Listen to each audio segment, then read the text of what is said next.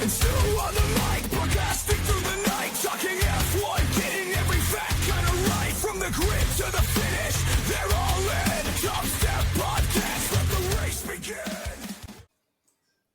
Welcome everybody to episode 9. Can you believe we made it this far? Some of you can't based on the comments on our TikTok videos, but for those of you who don't like what we do, you can bugger off. We are here, episode 9, Jeddah. Piss off.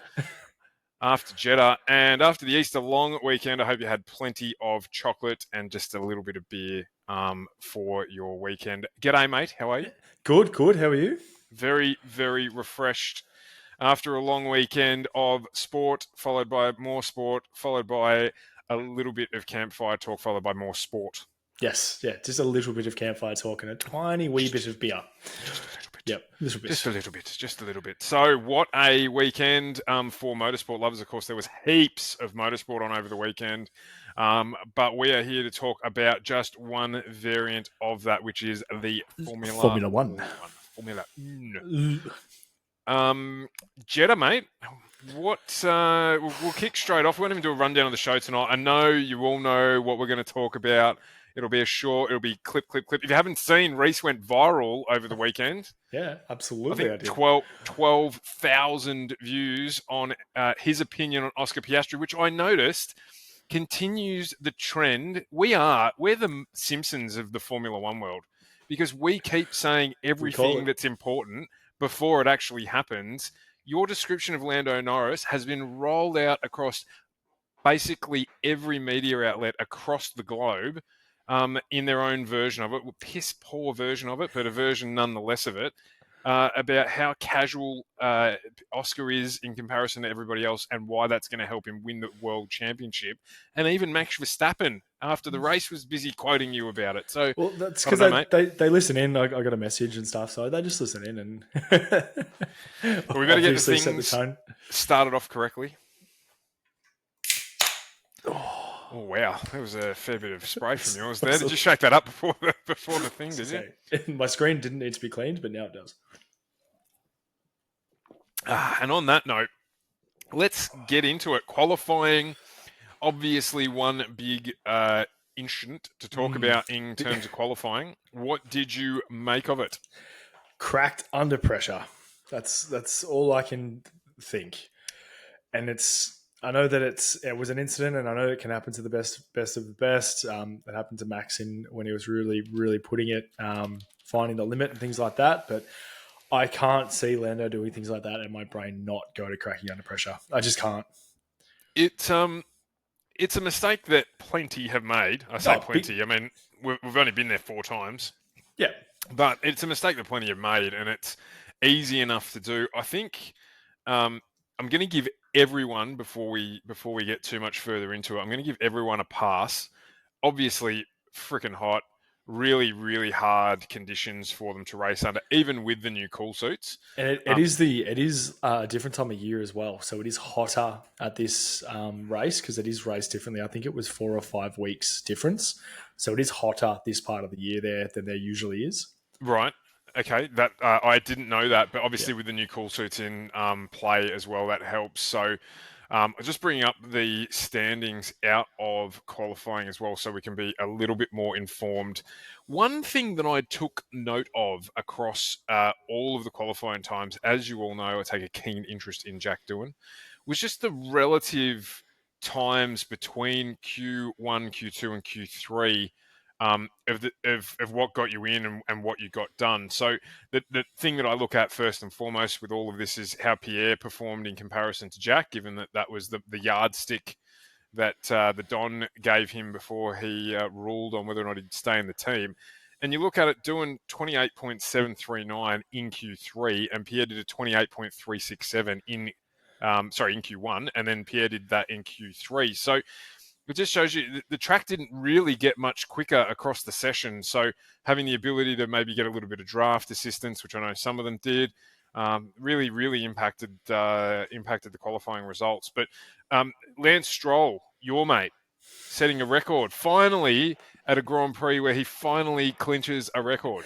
It was at their team sponsor's home race as well, so it was fitting for him to get a record there. He managed to take out. I noticed actually. I think it's been matched by Nico Hulkenberg though, because Hulkenberg finished in. I don't know if that was right or not. I saw it on the internet where it finished in free practice. But anyway, he now has the record for the most number of Q1 eliminations out of any driver in history. So here's to you, Lance. Just $1 billion to achieve that record. You've done it, son. You've done it. And we'll probably touch on this in a little bit, but if I'm Daddy Stroll and my son comes out on media and says, you put a McLaren driver, in a kick Sauber for 10 years and they'll have the same record. Your dad bought you the team. Your dad has put this thing together and that's what you're telling him. And I think what he said is erroneous anyway. There's no chance that any other driver in any other car would achieve that because the guys from Stake have qualified in Q2 and Q3 throughout this season. So it's not true. It's just not true. They would also not be able to retain their seat if that was the sort of numbers they were doing year in, year out.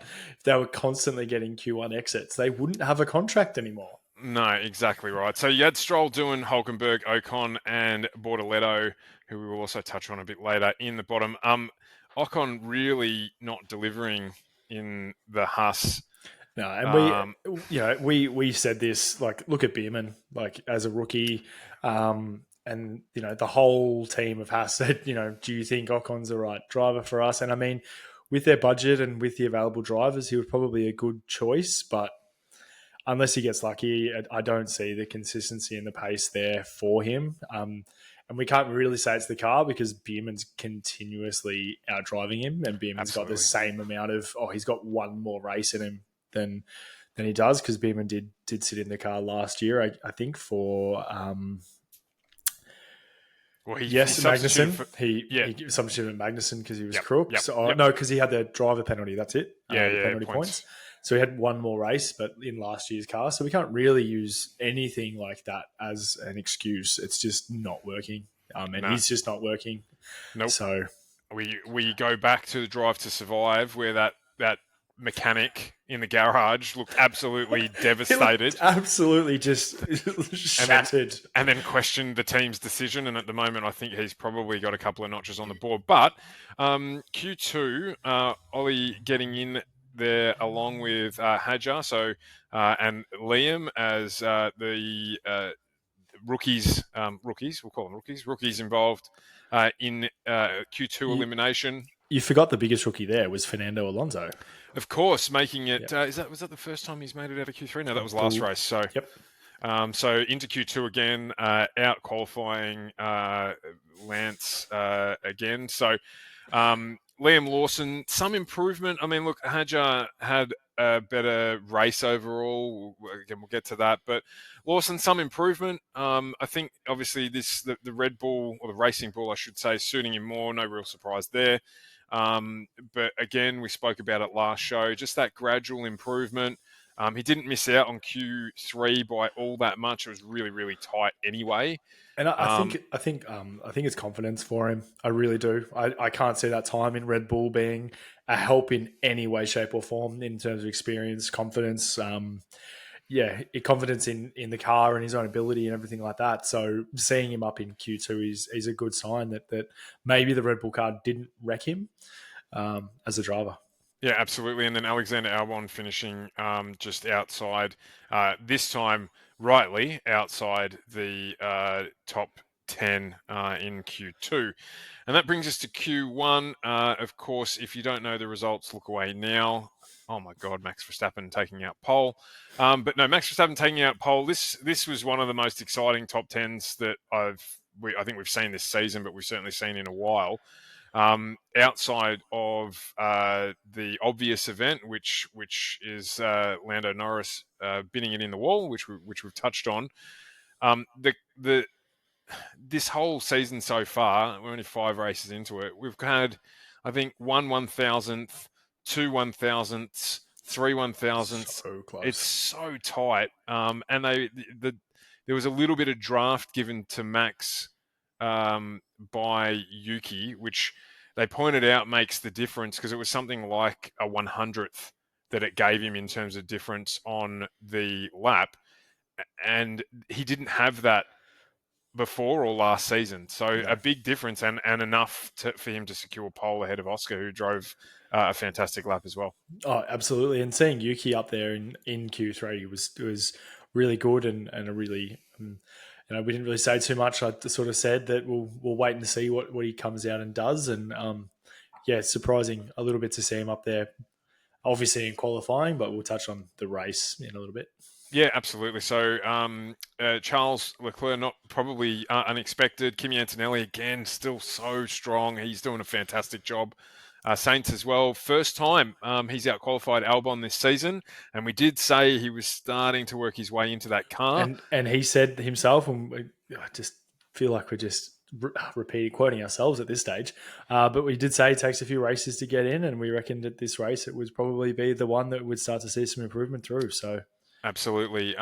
Lewis Hamilton in seventh, still not quite where we might have suggested that he was getting to. I know there was some kickback on TikTok and that about our commentary around Lewis Hamilton, but he'll come. There's no question about it.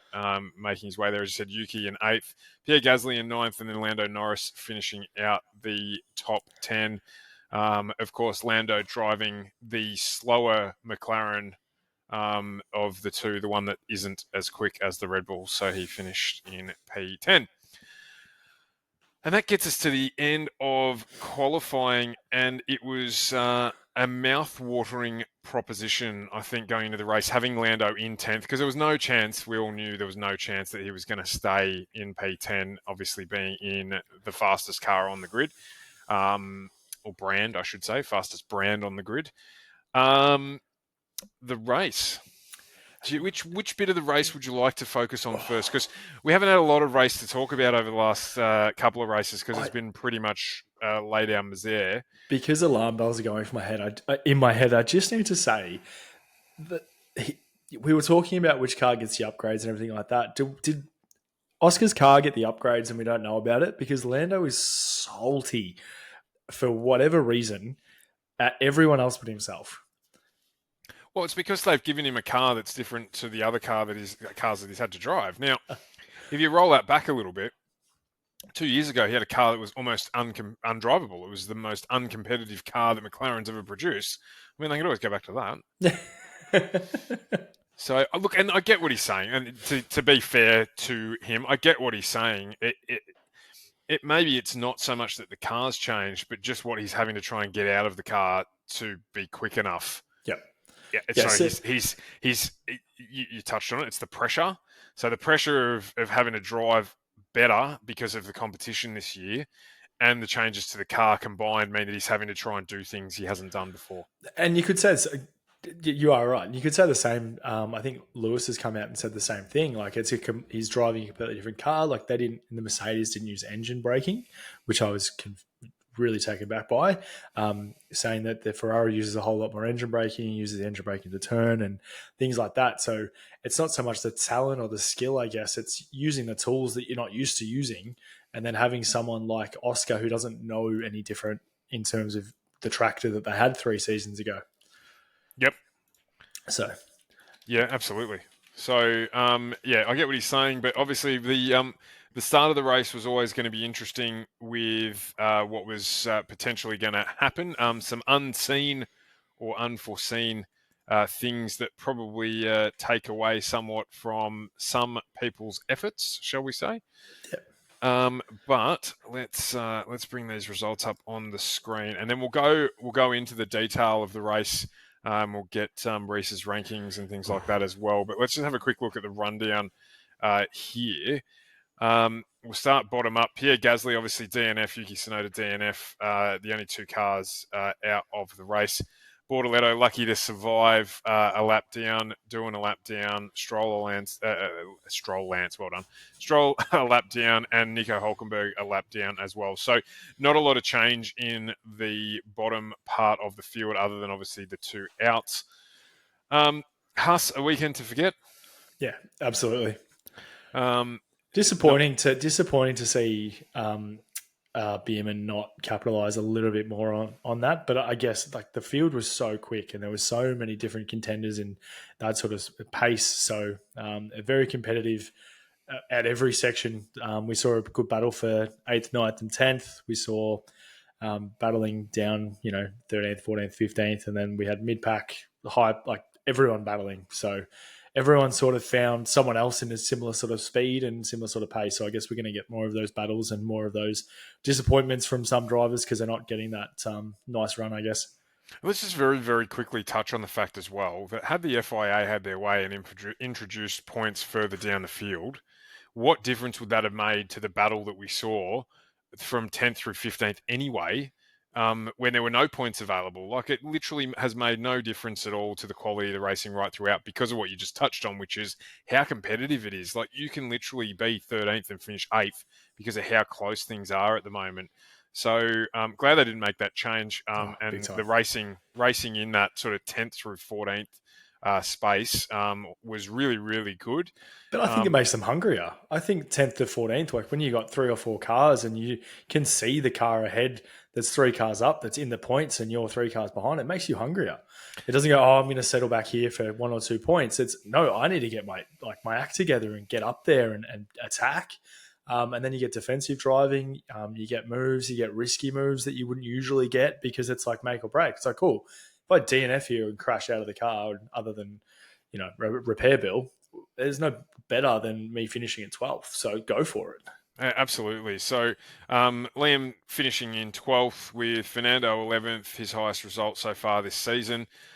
Isaac in the top 10, which was a great drive from him once again.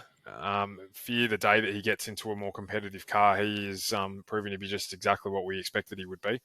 Double points for Williams again. They'll be pleased with that. What's that, the second or third time this season they've achieved double points? And they came together as a team. So having Carlos sort of hang back a little bit, grab Albon into his DRS to sort of pull him along with Hadja, because Hadja was right there with DRS. So doing that as a team and seeing the 2 Williams drivers just working together again in a team that I'm so happy to see with what they're doing was just really, it was really nice to watch. I know I'm a Hadja fan, but I guess Williams as well. So just seeing the team come together, working together, having Albon have a driver that he can work with and not, carry the team because he's in the wall. And having the 2 work together was just really, really good to see, and a good strategy point of view as well from Williams. They haven't really had to deal with 2 cars. It's not like someone's in 18th, 19th, or in the pit lane again, so we'll just concentrate on 1 car and using all that brain power for 1 car. They come together, they worked well, and that's a really good growth sign from everyone at the Williams garage. So, phenomenal. Absolutely, yeah, and I'll be happy with the points again. Hamilton in 7th, so a null race for him, but look, still banking points. And this early on, I've said it before, still one to be scared of and watch because, he's not far off in a car that's brand new. And you can see the performance is there. I mean, Charles had a really strong weekend.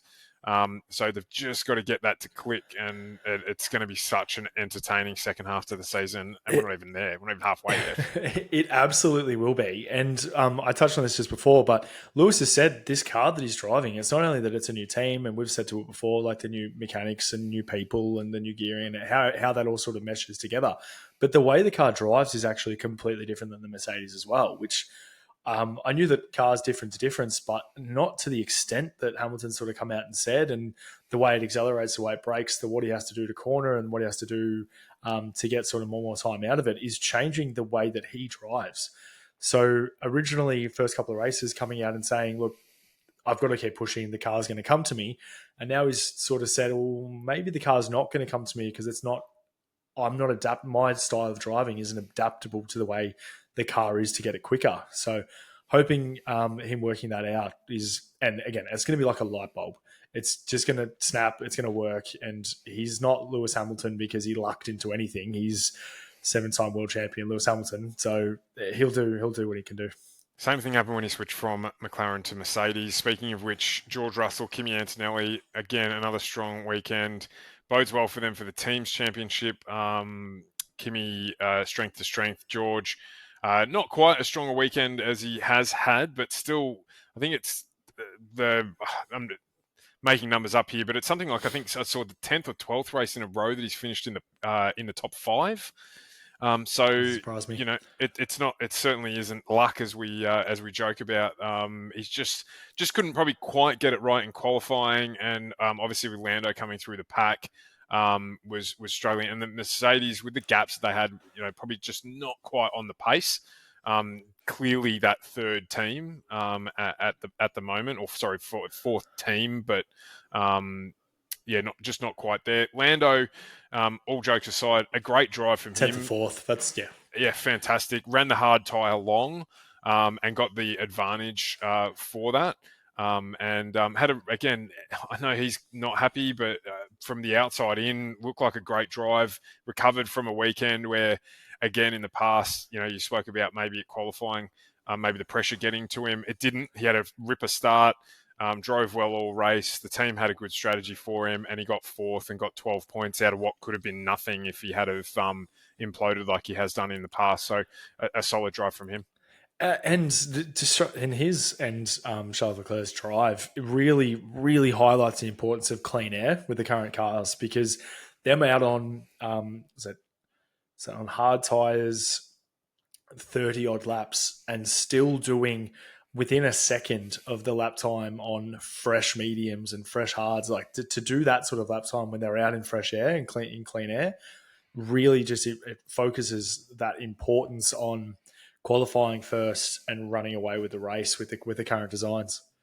Yeah, well, and you saw that with Max early in the race, almost able to sort of break away. I think he sort of got out to about a second and a half, but he was managing tyres before he had to serve his penalty and what have you. And then obviously Oscar did the same in the balance of the race, taking out the win. First multiple race winner of the season. And also a beautiful segue into his 5-second penalty there. So do you want to talk us a little bit through your thoughts on the incident? Yeah, so look, caveat this before I start by saying, obviously, we don't get access to the data that you assume that the FIA take the time to look at. My monster supercomputer back here doesn't give me the statistics I need. So I'm going to bring up the two images that have been getting around on the internet the most, which is this one here, which is obviously them going into turn one, and obviously turn two is immediately switch back on the right, another slow corner. So there's a couple of things to point out here, which is with the ruling, obviously it's about how far alongside they are as to whose corner it is, and who's in front at the apex of the corner as to who has to give and who has to, take on. Close enough to the rules, as you know, we get things pretty much right.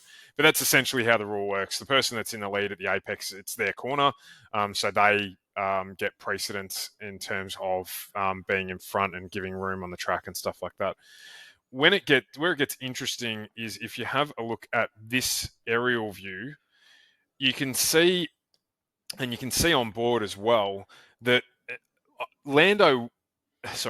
Oscar isn't necessarily going to make the next corner either. Now, he does, but at this particular point in time, you can see his wheels are turned. Max is straight ahead. He's already made the decision to go. But Max hasn't got anywhere to go there. Now, he could, and this is where I say we need the data. Max, I imagine, didn't brake because Max, being Max with playing 4D chess, probably figured that if he stayed into it and didn't brake enough to get ahead at the apex, if he had to go straight ahead, that he would get away with it on the basis that he was leading into the corner. And I support that by saying that immediately he got on the radio and said, it was my corner. He didn't give me enough room. That's why I went straight ahead. So he knows, and we know this from watching him, he knows the rules so well that he would have known to just lightly, carry the brake a little less and make sure that he was in a position to challenge for it, because Oscar got a better start than him, and Oscar got to the inside of the corner. So Max was playing the game. Now, he played the game and lost. He could have given the spot back as well, which would have made sense. If there was ever any question about it, he could have given the spot back, and that would have saved him the penalty. So my take on it, I think that a 5-second penalty in the context of what else happened throughout the race, which we'll touch on in a little bit, was probably fair if the data supports what I said, which is that Max didn't brake like he normally did and was playing the game.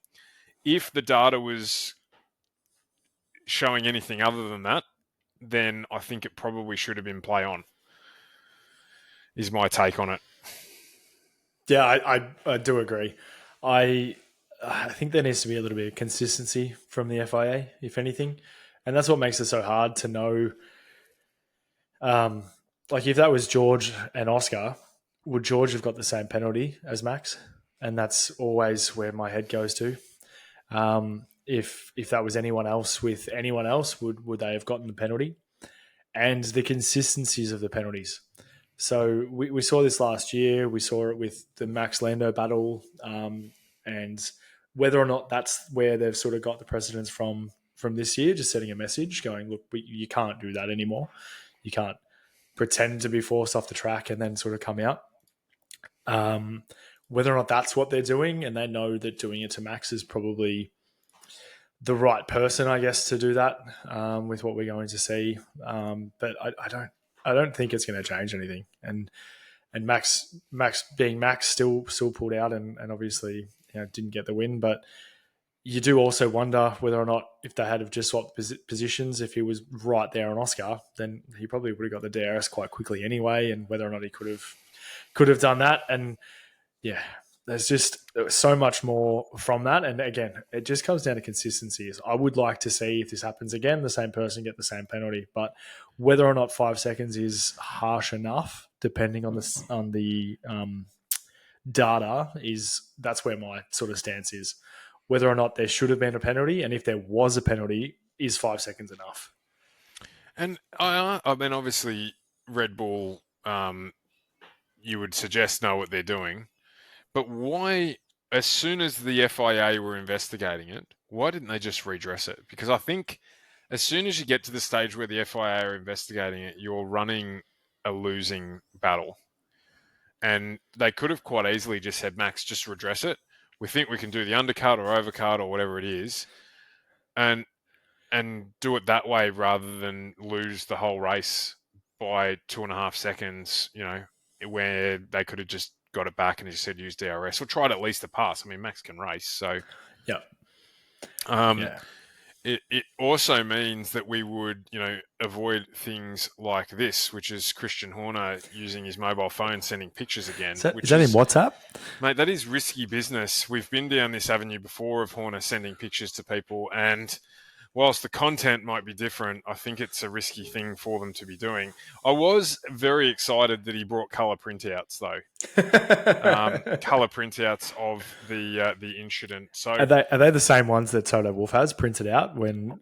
I think that they might well be, or B. I bet Mercedes have got a better printer. Yeah, okay, yep. There's probably prints already laminated.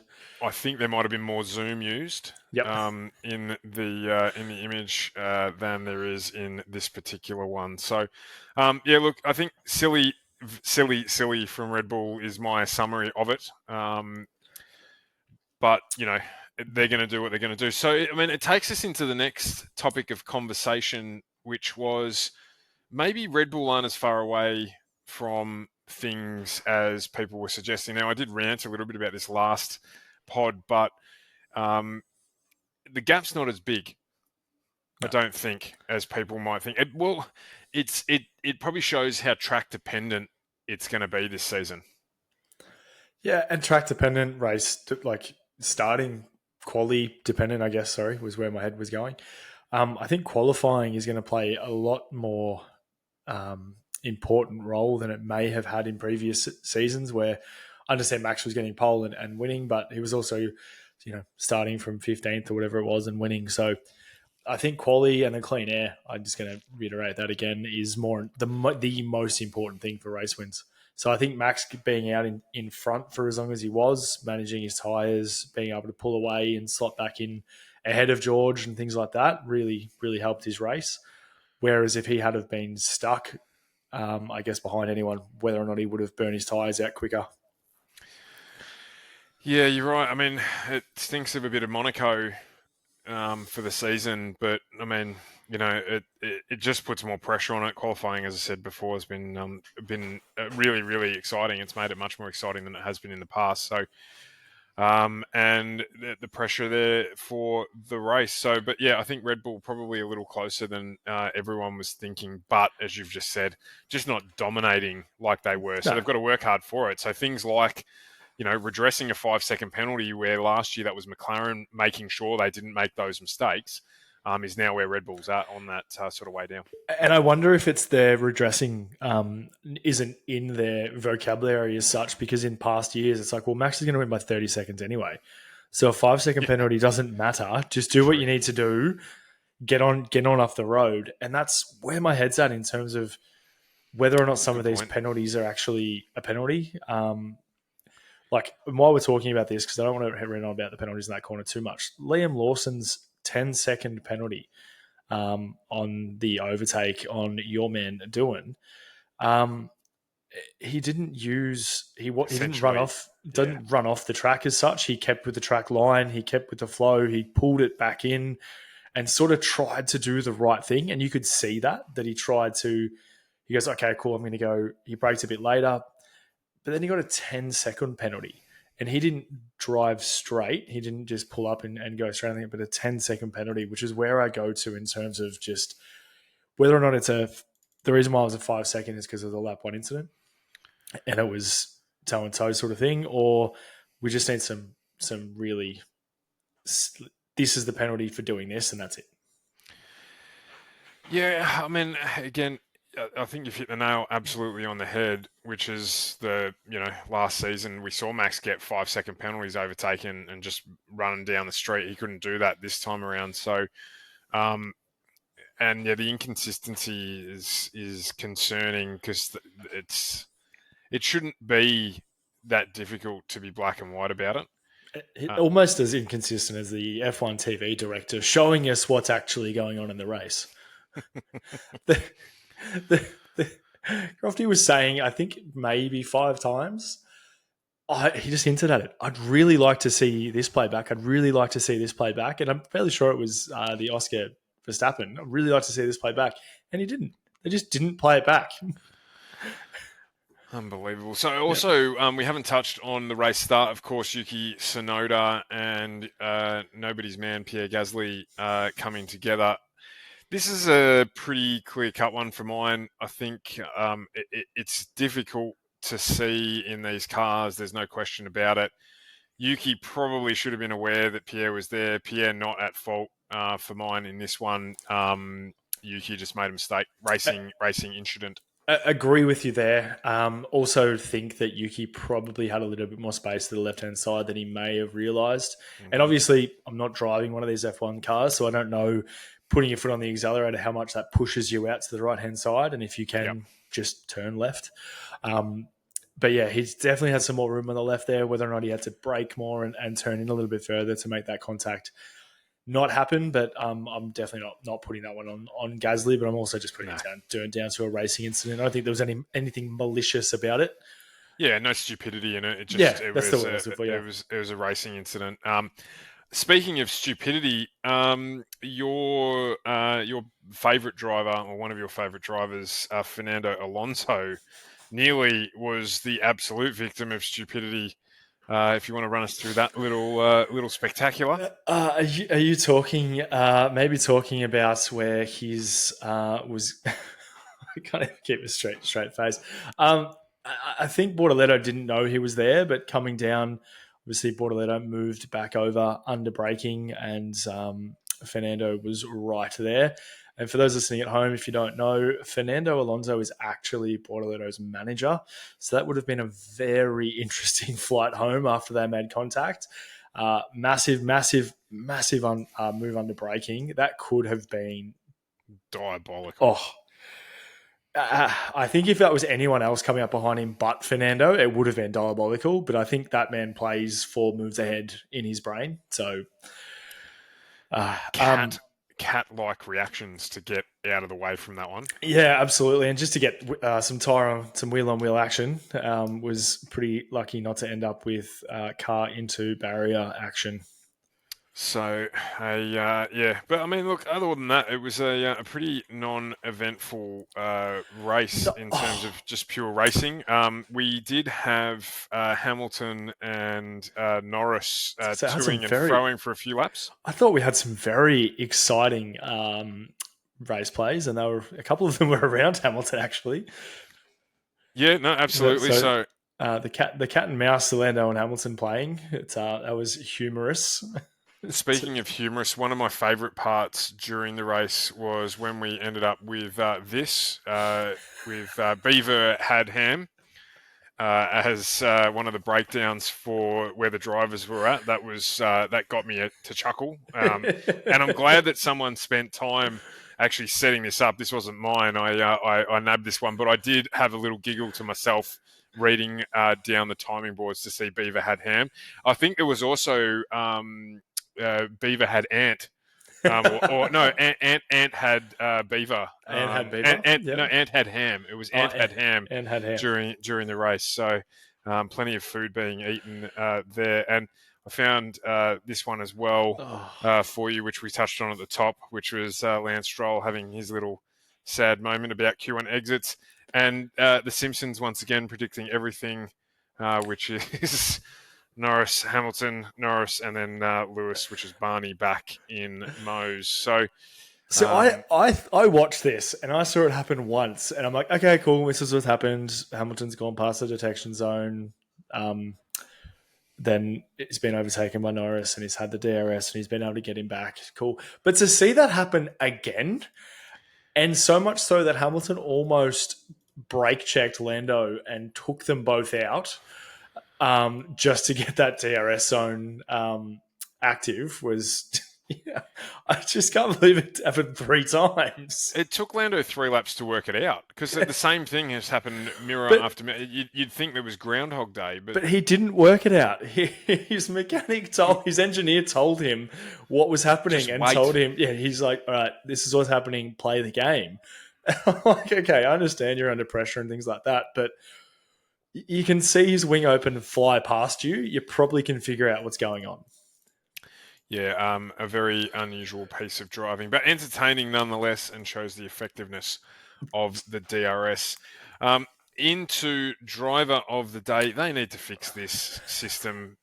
Massive Max fans on this show, as you know, but reading that out, driver of the day, Max Verstappen, started first, finished second, got 23% of the vote as the driver of the day. Really? Yeah, no. Really?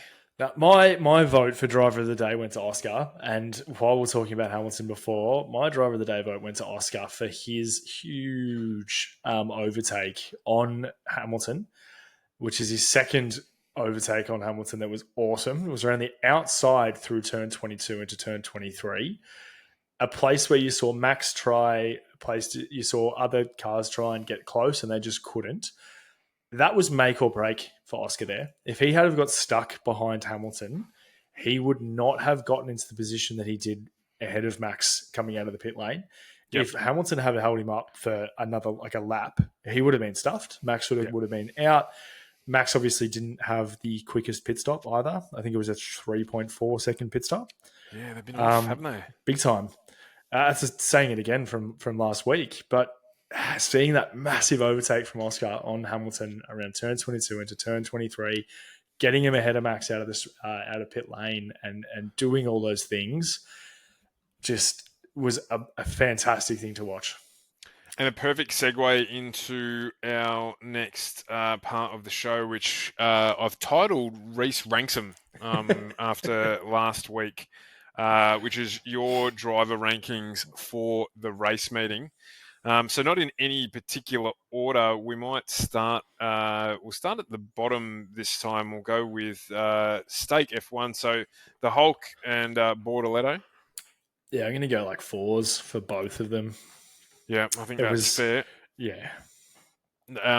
Particularly average on Bortoletto's behalf. Lawson and Hadjar. I'm going to give Hadjar, seeing his battle with 8, 9, 10, I'm going to give him a 7, going to give Lawson a 6. Yeah, I think participation or pass with credit for Liam. seeing a little bit of improvement there, and Hadjar still moving ahead. Ollie and Ocon, Yeah. the Huss debate. Yeah, no, sixes for Bierman. Unfortunately, I'm going to give Ocon a 4. Oh, so a pass for Bierman. Okay, Yep. interesting. Sir Stroll along and Fernando Alonso. A 1 for Stroll. Really? You thought that his weekend was that bad in comparison to his normal performances? Considering that he finished 16th with 2 DNFs behind Doohan and Bortoletto with their things going on, yeah, I do. Yeah, fair enough. And Fernando on the improve. Yeah, absolutely. Going to give him a 6. We've got Charles Leclerc and Lewis Hamilton. Charles Leclerc, I'm going to give an 8. That was, from me, for his performance so far this year, it was really, really good. Yep. Consistent. He was putting in the fastest lap time after lap on like 25-year-old lap tires. So that was a stellar drive in my eyes for Leclerc to get the podium. Yeah, and Hamilton? Hamilton going to go a 7. Improvement, absolutely. And better than what I was expecting at this stage. But yeah, I'm going to give him a 7. Albon and Sainz. Oh, this is a tough one. I'm to 8s all round. Jeez, you're being generous tonight. There's a lot of performances here. Russell and Antonelli. 7 for Russell. Going to give Kimi an 8 as well. Pierre Gasly in the 400 meters that he raced, and Jack Doohan. Yeah, I can't really rate Gasly. I'm gonna leave that one as a 1 because it can't really do much there. Well, you could go off his qualifying performance. Yeah, okay. So big improvement in that pace from Gasly. So going from there would it be a 6? At 6 with an asterisk. Give him a 6 with an asterisk. Absolutely disappointing race for Doohan, if I'm honest. And I know you're probably going to come and egg my house later, but I'm going to say a 5. I'm actually waiting out the front. I was wondering what that shadow was. No, I think you're right. I think you're spot on. I think 5's probably pretty generous, actually. Progress made, but progress lost this weekend. Yeah, big time. And then obviously we've got Max and Yuki. Yeah, so gonna go Yuki. Gonna go from his qualifying performance. Gonna give him a 7 because it was again improvements in the qualifying, but asterisks from the race. Little bit disappointed, I guess, with Max and how they sort of handled that penalty and things like that. But overall, really good improvements from the car. So I'm going to give Max an 8. And then last but not least, Lando and Oscar. 8 and 10 respectively. I couldn't fault anything that Oscar did on the weekend. I really couldn't. I'm surprised, and I agree with pretty much everything that you said. I'm surprised that Lando didn't get driver of the day. Oh, it was a phenomenal drive. Really, really was. And coming, obviously, getting a free 2 places at the start of the race does help you with that sort of momentum with the two crashes and things like that. But again, stellar effort on old tyres, putting in some phenomenal lap times out in the clear air, not making any mistakes, and having that pressure on him that we've said before that see him crack, and it just didn't happen in the race, which is a phenomenal thing to see for driver growth and yeah, for the team. But I couldn't fault Oscar at all. I really couldn't. I agree completely. So we might, I'm just going to jumble this up a little bit. Let's have a quick look then at driver standings as a consequence of the race. And the first Australian since Mark Webber to lead now. And remember that Oscar was running in third place in Australia. And spun out and finished sixth. Second. Sorry, I thought you were talking about the driver standings. Yep, second. Yep. No, you're right. It was running second in Australia and spun off in that pirouette incident with the synchronized spinning. So he would be further in front, but at the moment now has a 10-point lead over Lando. So biggest margin of the season thus far. Lando in second on 89, Max on 87. George 73 with Charles 47, Kimi 38. That is unbelievably fantastic for him. Lewis Hamilton 31, Alex Albon 20, Esteban 14, and Lance Stroll still So I don't understand. in the I top 10. don't understand how Ocon and Stroll are still there. But again, it's like science hasn't popped up into there because I think he's had 1 points finish or 2 points Yeah, that finishes was now. two Yeah. now. That was the second So double. And remember that the first one they finished 9th and 10th. yeah. So seeing that the Ocon and Stroll still there is just showing that like they're battling for those minor points, scoring positions absolutely hard.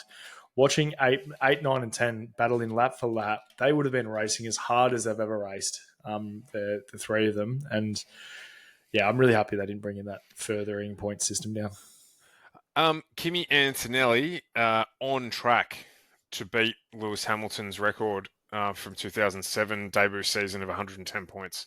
Well and truly on track. 5 races in, 38 points in a car that's nice and consistent, that is performing well across a variety of tracks. I think, I'll call it now, I think we'll see him easily break that record of 110 points. Yep. Well, that'll be his second record. He broke Max's record for being the youngest driver to lead.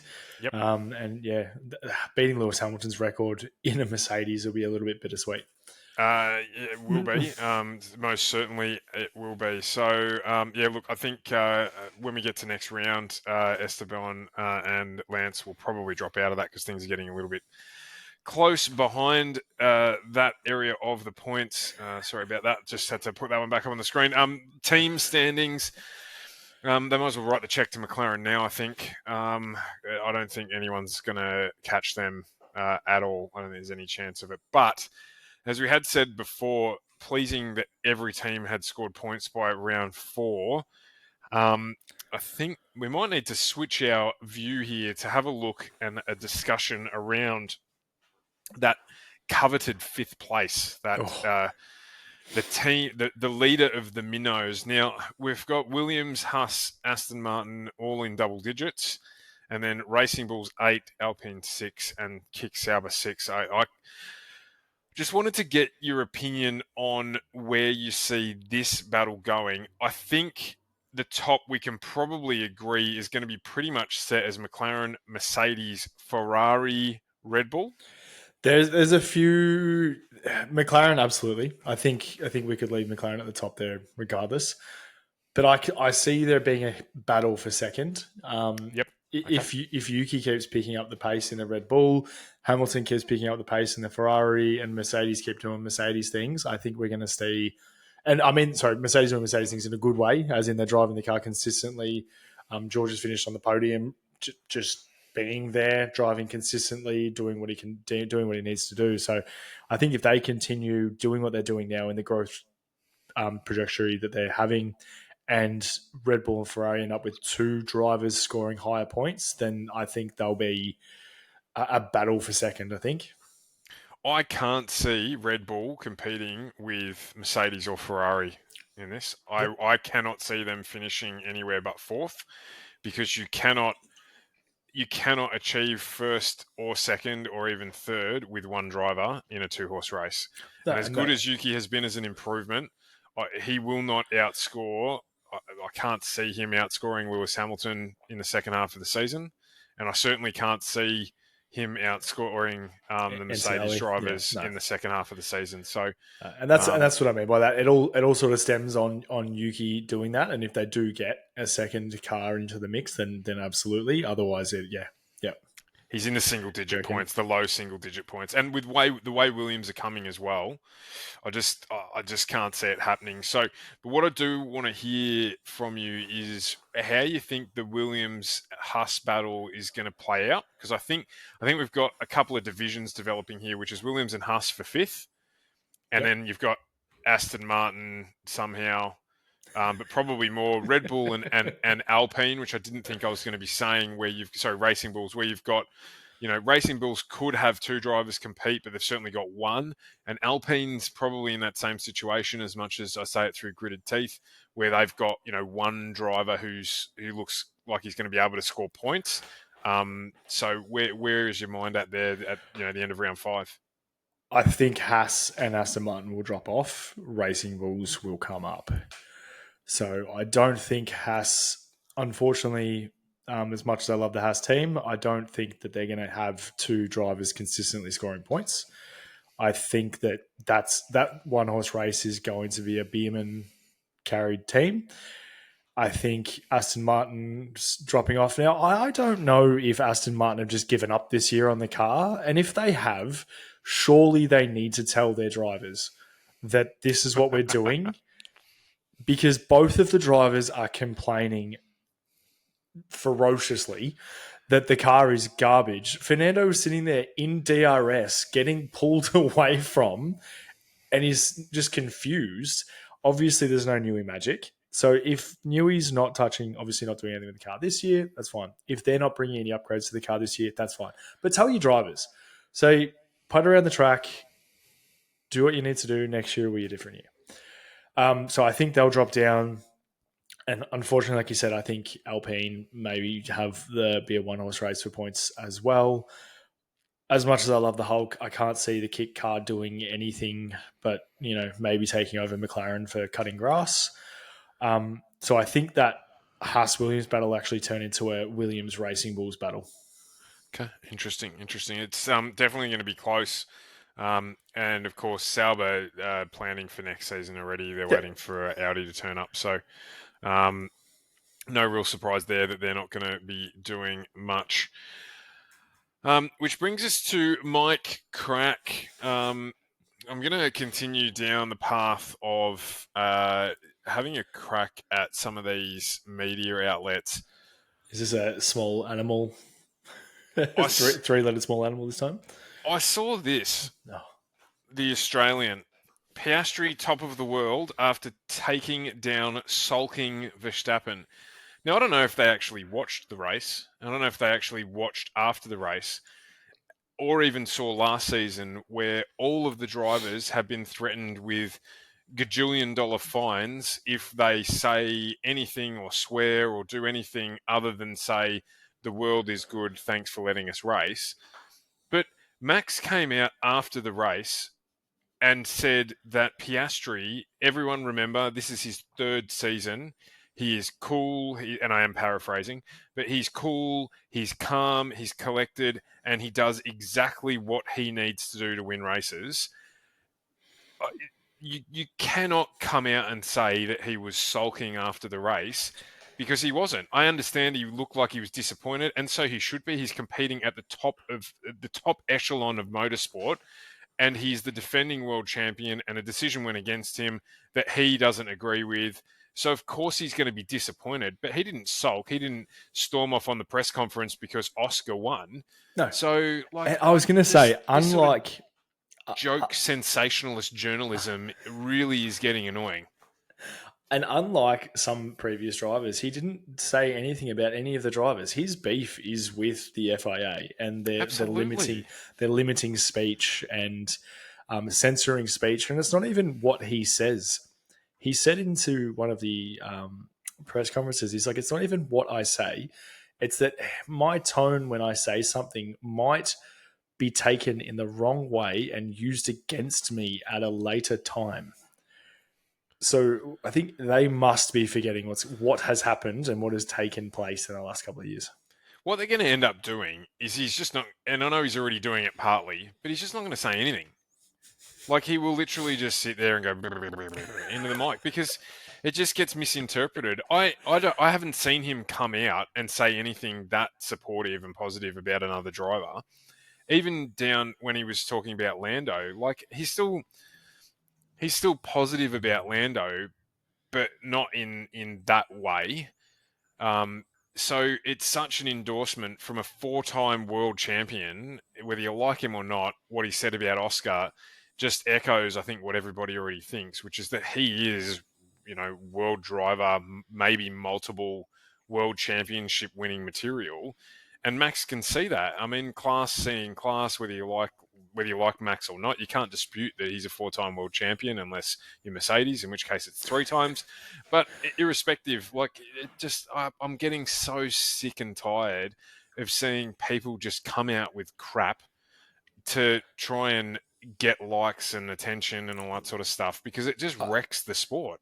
I am quietly happy that you brought up that if you're a Mercedes fan, you would say it's 3. It wasn't Max's decision. Half of the things that have gone his way and gone against him, none of them are Max's decision. This is the inconsistencies in the FIA. This is Max knowing and understanding the inconsistencies in the FIA. And this is Max rolling the dice. Like, if you have a 50-50 chance of doing something that's borderline okay and getting away with it, or getting a 5-second penalty at that level, when things are going that way and that sort of adrenaline and where you're doing, you're going to do it because there's no consistency. So he's like, oh, well, we'll see what happens. And there's no penalty. It's the game is so tight now that all he's doing is what they used to do with interpreting the rules in the way that they build the cars. Yep. So all he's doing is interpreting the rules. He just knows them better than anyone else, but it still doesn't mean that he's coming out sulking. Yeah, no. And like, it's just not what he's doing. So I saw that headline, and even in the comments, everyone's just like, "Are you all kidding?" Like, and the problem is, by commenting on it, they propagate it, because then they're like, "Oh, we got all these comments and stuff. Let's do it again." But I wish they'd just leave it alone, because what will end up happening is all of the drivers will be jack of it. They'll all end up doing press conferences where they say nothing. And we don't get that full 360 experience that you get when you're watching and you're taking in and you're reading and you're really heavily invested in it as fans, as we do now. It will just stop. Have you seen George speak much? Just on that, have you seen George speak much this season from all the stuff that was happening last season? Doesn't really do much. I've seen, to be brutally honest with you, I've seen George speak a lot but not say very much. Not say much. But that's just how he is. Just fumbling the same I've 10 just words seen in a sentence. I've seen him waffle a lot. But no, you're right. No, you are right. Into that whole George and Max thing, no, you're right. He doesn't, again, he's in at the end of the race stuff. He's very, very deliberate in what he says about the car and about, everything, where they're at. Yep. And then that's it. Doesn't give him a lot else, and so it's, as I said, it just wrecks it. I think Lando's about the only one with an open mic at the moment that just speaks his mind, whether it's waffle or not. But equally, the guy that needs to say less. Yeah, no, absolutely. As we spoke about, as you went viral about, it just needs to say a little bit less. So Anyway, it was just, I saw that and it really, really, really frustrating. So. Next round, we've got a week off, and then we're into Miami, or off to Miami, I should say. It's going to be a wild one, I think.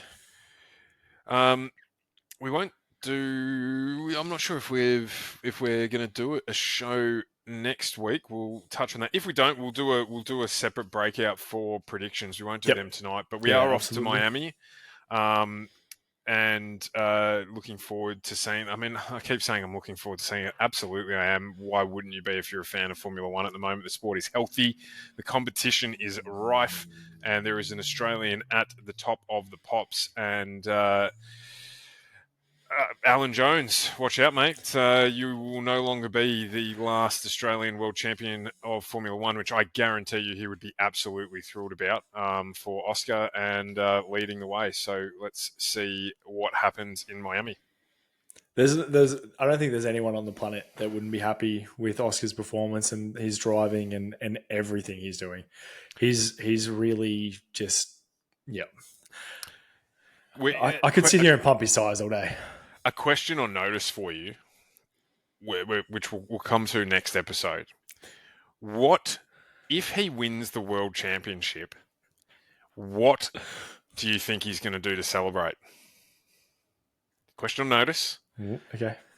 But I just have a think about what sort of outrageous party he might have. Will it be at home by 9 o'clock, Vegemite on toast, in bed with your slippers type thing? Because, it could be. It could be that. He could just head home, have a little nap, play some Jenga, I will have a his way. think, but if his response, if he wins the world championship, and his response to the commentator isn't anything else but "What are you looking forward to now?" and he says "finding a couch," I'll be disappointed. if you haven't already, and this sounds really, really creepy, but have a look out for his mum's updates on his race wins. She is hilarious. She's absolutely on point. She's very, very amusing. Yep. And not deliberately amusing, but just absolutely typical mum material following her son overseas. It's awesome to see, and it's funny. She also plays on that cool, calm, collected cucumber that he is. She did an interview talking about... He was leaning up against a gold parchment or something in a wall somewhere. Yes. And his clothes were all over the floor and everything like that. And they said, "Where are you?" She's like, I'm a guest at the Royal Palace." And she's like, "What?" He's like, "Yeah, I'm a guest at the Royal Palace." She's like, "What are you leaning up against?" He's like, "Oh, some gold parchment." She's like, "What are you leaning? It's probably really expensive." And he scans the room and he's got his clothes everywhere. He's like, "Yeah, I'm a guest of honor or something." Just cruisy as. Oh dear. Well, on that note, that brings an end to the 9th stellar installment of the Top Step. We'll be back in some way, shape, or form next week. But do make sure that you check us out on TikTok, where Reese is viral and trending, not necessarily in that order. And obviously, give us a follow on Spotify or YouTube, wherever you may be following the show. We appreciate the support in getting this one up. And if you've got any feedback, good, bad, or indifferent, anything you'd like to see on the show or talk about, let us know in the comments. That is it for another week. Well, that is it for another week. Yes. We'll roll it out. Absolutely. Have a great night. Have a great night. Well, that's the checkered flag. We're at the end of the race. Thanks for tuning in. You kept up the pace. Reese and Stu are signing off today, but don't forget